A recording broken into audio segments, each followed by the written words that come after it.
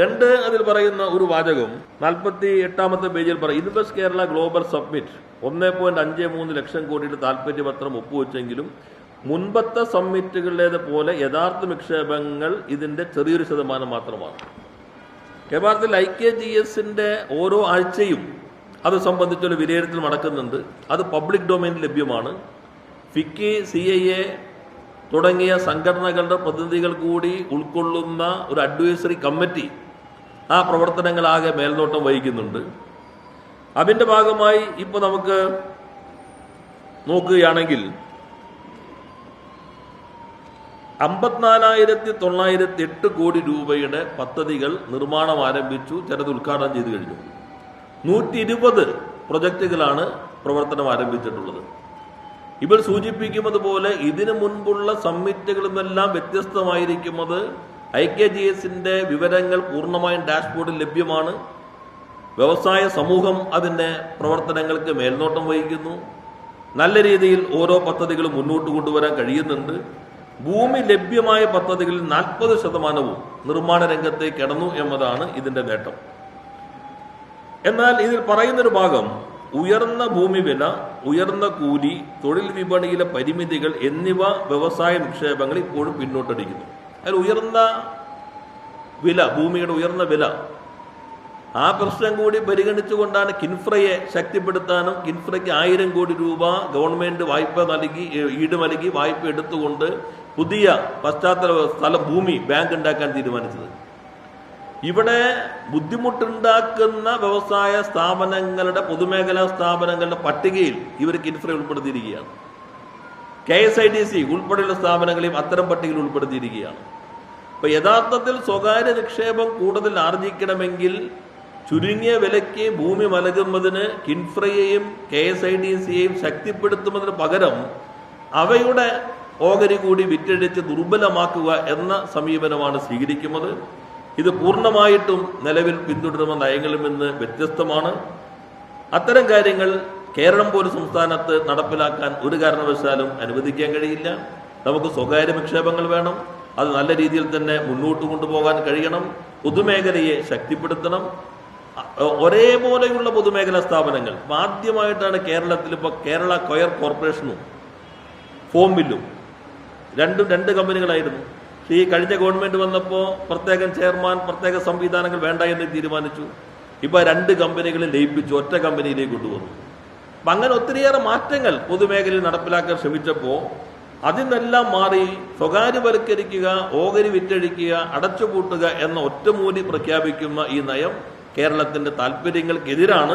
അത് എല്ലാ വിഭാഗം ജനങ്ങളും അതിനെതിരെയുള്ള നിലപാട് സ്വീകരിച്ച് രംഗത്ത് വരണം എന്നാണ് എനിക്ക് അഭ്യർത്ഥിക്കാനുള്ളത്. അല്ലാതെ പ്രത്യേകം പരിശോധിക്കേണ്ടതാണ്. ഇതിലിപ്പോൾ കാണേണ്ടത് ഉത്പാദന അധിഷ്ഠിത സബ്സിഡികളിൽ നിന്ന് മാറി ഉപഭോഗാധിഷ്ഠിത സബ്സിഡികളിലേക്ക് വരും.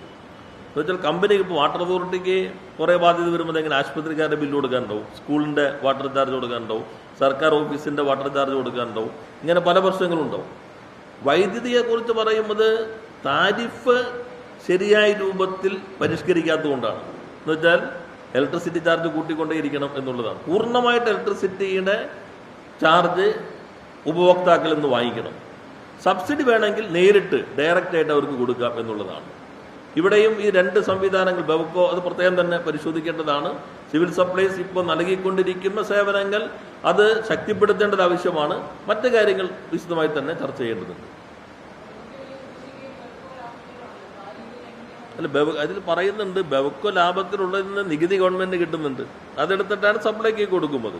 അത് അങ്ങോട്ടും ഇങ്ങോട്ടും ബാലൻസ് ചെയ്യാൻ പറ്റുമെന്നുള്ള ഒരു നിർദ്ദേശമാണ് വച്ചിരിക്കുന്നത്. അത് ചർച്ച ചെയ്യേണ്ട ഭാഗം തന്നെയാണ്. അല്ല, അത് പൂർണ്ണമായിട്ട് ആ കണക്കുകളൊന്നും കൂടി നോക്കിയിട്ടേ പറയാൻ പറ്റൂ. ഒന്ന് കാണേണ്ടത് വൈദ്യുതി, വെള്ളം, യാത്ര, ഇതെല്ലാം തന്നെ മനുഷ്യ ജീവിതത്തിൽ ഒഴിവാക്കാനാവാത്ത ഘടകങ്ങളാണ്. അത്തരം മേഖലയിൽ നിന്ന് ഗവൺമെന്റ് ആകെ പിൻവലിയുന്നു. അതാണ് അർഹരായവർക്ക് മാത്രം കൊടുക്കുന്നു. ഇപ്പൊ ലഭിച്ചുകൊണ്ടിരിക്കുമ്പോൾ അത്തരം ഒരു വസ്തു പറയുന്നത് സ്ത്രീകൾക്ക് കൂടി KSRTC കൊടുക്കാന്നാണ് പറയുന്നത്. മറുവസ്തു പറയുന്നത് ഇപ്പൊ കൊടുക്കുന്നത് തന്നെ പ്രശ്നത്തിലാണ്, ഇങ്ങനെ പോയി കഴിഞ്ഞാൽ ഇത് വലിയ ബാധ്യതയിലേക്ക് എത്തും എന്ന് മറുവസ്തു പറയുന്നുണ്ട്. അപ്പോൾ വേണ്ടത്ര ഗൃഹപാഠം ഈ വിലകത്ത് നടന്നിട്ടില്ല എന്ന് തന്നെയാണ് മനസ്സിലാക്കുന്നത്. അതാണ് ഞാൻ നേരത്തെ സൂചിപ്പിച്ചത്. നമ്മൾ ഓരോ സ്ഥാപനത്തിനും ഒരു മാസ്റ്റർ പ്ലാൻ ഉണ്ടായിരുന്നു. ചിലത് ലെഗസി ലൈബിലിറ്റികൾ ഉണ്ടായിരുന്നു. എത്രയോ കാലങ്ങളായി തുടർന്നു വരുന്ന ലയബിലിറ്റികൾ ഉണ്ടായിരുന്നു. ആ ലയബിലിറ്റി നിന്ന് മാറി മുന്നോട്ട് കൊണ്ടുവരാനുള്ള ശ്രമമാണ് കഴിഞ്ഞ 10 വർഷവും നടത്തിയത്. ഈ 5 വർഷം പ്രധാനമായിട്ട് ഇപ്പം നമ്മൾ നോക്കുകയാണെങ്കിൽ ഓരോ വർഷത്തെയും ഏറ്റവും ഒടുവിലത്തെ കണക്ക് നോക്കുകയാണെങ്കിൽ ഇപ്പോൾ 2023-24 എത്തിക്കഴിഞ്ഞപ്പോൾ 18 കമ്പനി നമുക്ക് പ്രോഫിറ്റിലേക്ക് എത്തിക്കാൻ കഴിയും. അത് 24-25 ആയി കഴിഞ്ഞപ്പോൾ 22 കമ്പനി പ്രോഫിറ്റിലേക്ക് എത്തിക്കാൻ കഴിഞ്ഞു. 25-26 ആയപ്പോൾ 29 കമ്പനി പ്രോഫിറ്റിലേക്ക് എത്തിക്കാൻ കഴിഞ്ഞു. അതുപോലെ തന്നെ 4000 കോടിയിൽ നിന്ന് 24-25 ആയപ്പോൾ 5100 കോടി ടേൺ ഓവറിലേക്ക് ഉയർത്താൻ കഴിഞ്ഞു. ഇപ്പം 25-26 ആയപ്പോൾ 5374 കോടി ടേൺ ഓവറിലേക്ക് ഉയർത്താൻ കഴിഞ്ഞു. എന്നാൽ ചിലത് നമുക്ക് ലാഭത്തിൽ ഒരു തരത്തിലും പോകാൻ പറ്റാത്തതുണ്ട്. അതിൽ നമ്മൾ കണ്ടത് പൊതുമേഖലയിൽ നിലനിർത്തി തന്നെ ആക്ടിവിറ്റി മാറുക. ഇപ്പോൾ ഈ കേരള ഓട്ടോമൊബൈൽ ലിമിറ്റഡ് ഏറെക്കാലമായി പ്രതിസന്ധിയിലായിരുന്നു. അപ്പോൾ നമ്മൾ ജോയിന്റ് വെഞ്ചറിലേക്ക് പോയി, ഇലക്ട്രിക് സ്കൂട്ടറുകൾ മറ്റു കാര്യങ്ങളിലേക്ക് പോയി. ഇപ്പോൾ കേരള ടെക്സ്റ്റൈൽ കോർപ്പറേഷൻ ഇതിൽ നഷ്ടത്തിൽ പറയുന്ന പ്രധാന സ്ഥാപനമാണ്. പക്ഷെ നമ്മൾ കോട്ടൺ ബോർഡ് കൊണ്ടുവന്നു. കോട്ടൺ ബോർഡ് കൊണ്ടുവന്നപ്പോൾ ഇത് നഷ്ടമായി തുടർച്ചയായി നഷ്ടത്തിലുള്ള സ്ഥാപനങ്ങളുടെ പട്ടികയിലാണ് അത് പെടുത്തിയിട്ടുള്ളത്. ഇപ്പോൾ ഓപ്പറേറ്റിംഗ് പ്രോഫിറ്റിലേക്ക് വന്നു. ഇത് കൂടാതെ നമ്മൾ ചില നിർദ്ദേശങ്ങൾ വച്ചിട്ടുണ്ടായിരുന്നു. ഈ പോൾ ആന്റണി കമ്മിറ്റിയുടെ റിവോൾവിംഗ് ഫണ്ട് ഉൾപ്പെടെയുള്ള നിർദ്ദേശങ്ങളുണ്ട്. അപ്പോൾ അത്തരം നിർദ്ദേശങ്ങൾ സമഗ്രമായി പഠനത്തിന് വിധേയമാക്കി നടപ്പിലാക്കാൻ കഴിഞ്ഞാൽ എനിക്ക് തോന്നുന്നു മിക്കവാറും എല്ലാ പൊതുമേഖലാ സ്ഥാപനങ്ങളും ലാഭത്തിലാക്കാൻ കഴിയും. ഉപയോഗിക്കാതെ കിടക്കുന്ന ലാൻഡ് അത് പൊതുമേഖലയുടെ താല്പര്യത്തിന് വേണ്ടി തന്നെ ജോയിന്റ് വെഞ്ചറായോ മറ്റോ വിനിയോഗിക്കാം എന്നുള്ളത് നേരത്തെ തന്നെ കണ്ടിട്ടുള്ള കാഴ്ചപ്പാടാണ്. പക്ഷെ അതെല്ലാം കൈയൊഴിഞ്ഞ് വിറ്റ് തുലയ്ക്കുക എന്ന സമീപനമാണ് ഇപ്പോൾ ഇവർ സ്വീകരിച്ചിട്ടുള്ളത്. അത് പിന്നെ നിയമസഭയിൽ തന്നെ ഉന്നയിച്ചാണല്ലോ. അല്ല, യഥാർത്ഥത്തിൽ ചട്ടപ്രകാരമുള്ള കാര്യങ്ങളോട് ഉന്നയിച്ചു. ഇത്തരം ഈ കുറേ വിവരങ്ങളെല്ലാം തന്നെ ആ വകുപ്പ് തന്നെയാണ് കൈകാര്യം ചെയ്യേണ്ടത്. അതിൽ നിന്ന് വ്യത്യസ്തമായിട്ടുള്ള ഒരു ഔട്ട്സോഴ്സിങ് നടന്നു എന്നുള്ളതാണ് നിയമസഭയിൽ ഉന്നയിച്ചിട്ടുള്ള കാര്യം. സാധാരണ പക്ഷെ അദ്ദേഹം പറഞ്ഞത് അത് വിദഗ്ധരാണ് തയ്യാറാക്കിയിട്ടുള്ളത്, അതുകൊണ്ടത് വിദഗ്ധരുടെ ഒരു പ്രഖ്യാപനമാണ്, രാഷ്ട്രീയ പ്രഖ്യാപനമല്ല എന്നുള്ളത്. പക്ഷെ ഓരോ വാക്കിലും വാചകത്തിലും രാഷ്ട്രീയം തന്നെയാണുള്ളത്. അത് നെഹ്റുവിനെ തന്നെ പൂർണ്ണമായും കൈയൊടിയുന്നതാണ് അഭിനവ നെഹ്റുവിൻ്റെ ഈ പുതിയ ധവളപത്രം എന്നുള്ളത്. അല്ല, അതിൽ ഈ 10 മിനിറ്റിന് അദ്ദേഹം പറഞ്ഞ ന്യായം എന്താ? വലിയൊരു ഇത് ചെയ്തെന്നല്ല, എന്തൊരു പ്രയോഗം നടത്തിയല്ലോ ഗവൺമെൻറ് ഈ വഖഫ് ബോർഡ്. യഥാർത്ഥത്തിൽ നേരത്തെ പാണക്കാട് തങ്ങൾ അധ്യക്ഷനായിരിക്കുമ്പോൾ തന്നെ വഖഫ് രേഖയിൽ കയറി അത് ഇവർ അപ്ലോഡ് ചെയ്തു. ഇത് മാത്രമേ ഉള്ളൂ, അല്ലാതെ ആ സ്റ്റാറ്റസിനകത്തൊരു മാറ്റവും വന്നിട്ടില്ല. അപ്പോൾ 10 മിനിറ്റ് ഇൻസ്റ്റന്റ് പരിഹാരത്തിന് ഒരു സാഹചര്യവും മാറിയിട്ടില്ല. അതിൽ അദ്ദേഹം പറഞ്ഞ ഇൻസ്റ്റന്റ് പരിഹാരത്തിൻ്റെ ആ നിയമപരമായ സാധുതയില്ലാത്ത അന്നേ തന്നെ ഞങ്ങൾ ചൂണ്ടിക്കാട്ടിയിട്ടുള്ളതാണ്. Justice CN Ramachandran Nair commission government അവരോട് ആവശ്യപ്പെട്ടത് വഖഫ് ആണെങ്കിലും വഖഫ് അല്ലെങ്കിലും ഈ ഭൂമി അവിടെ താമസിക്കുന്നവരുടെ ഭൂമിയിലുള്ള നിയമപരമായ അവകാശം ഉറപ്പുവരുത്തണം. ഇപ്പോൾ മുഖ്യമന്ത്രി പറഞ്ഞ് അവരിറക്കി വിടില്ല എന്നുള്ളതാണ്. ഇറക്കി വിട്ടിട്ടില്ലല്ലോ. ഞങ്ങൾ ഇറക്കി വിടില്ല എന്ന് മാത്രമല്ല, നിയമപരമായിട്ട് അവർക്ക് ആ ഭൂമിയുടെ എല്ലാ അവകാശങ്ങളും സംരക്ഷിക്കപ്പെടണം. അതിലെ justice CN Ramachandran Nair commission അംഗീകരിച്ച റിപ്പോർട്ട് ഒന്ന് ചർച്ചകളിലൂടെ പരിഹരിക്കാം. ഇതിന്റെ യഥാർത്ഥത്തിൽ വഖഫ് എന്ന നിലയിലുള്ളത് അതിൻ്റെ ഉടമസ്ഥാവകാശം ഫറൂഖ് കോളേജിനാണ്.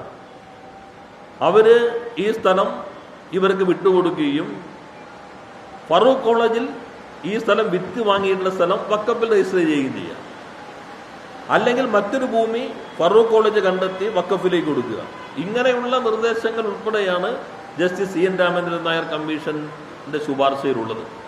ആ ശുപാർശ അടിസ്ഥാനപ്പെടുത്തി അടിയന്തരമായി ചർച്ചകൾ നടത്തുന്നതിന് വേണ്ടി സെക്രട്ടറി തല കമ്മിറ്റി നിയോഗിച്ചിരുന്നു. നിയമ സെക്രട്ടറി, ന്യൂനപക്ഷ വകുപ്പിന്റെ സെക്രട്ടറി ഉൾപ്പെടുന്നൊരു കമ്മിറ്റിയെ നിയോഗിച്ചിട്ടുണ്ട്. ആ കമ്മിറ്റിയിൽ അടിയന്തരമായി ഈ ശുപാർശ അടിസ്ഥാനപ്പെടുത്തി ചർച്ചകൾ നടത്തി അവർക്ക് പൂർണ്ണമായും വഖഫാണ് എന്ന ട്രിബ്യൂണൽ വിധിച്ചാൽ ഇവർക്ക് പ്രശ്നമില്ല. വഖഫാണെന്ന് ട്രിബ്യൂണൽ വിധിച്ചാൽ പോലും ഇവരെ അവിടെ സംരക്ഷിക്കുന്നതിനുള്ള കേവലം ഇറക്കിവിടാതിരിക്കൽ മാത്രമല്ല, ഭൂമിയുടെ നിയമപരമായ അവകാശം പൂർണ്ണമായും സംരക്ഷിക്കാനുള്ള ശുപാർശയാണ് justice CN Ramachandran Nair commission നൽകിയിട്ടുള്ളത്. അത് നടപ്പിലാക്കാനാണ് ഗവൺമെന്റ് ശ്രമിക്കേണ്ടത്. 10 മിനിറ്റ് പരിഹാരം കയ്യിലൊന്നും ഇല്ലെങ്കിൽ എത്രയും പെട്ടെന്ന് CN രാമചന്ദ്രൻ നായർ കമ്മീഷന്റെ അടിസ്ഥാനപ്പെടുത്തി നടപടികൾ പൂർത്തീകരിക്കണം.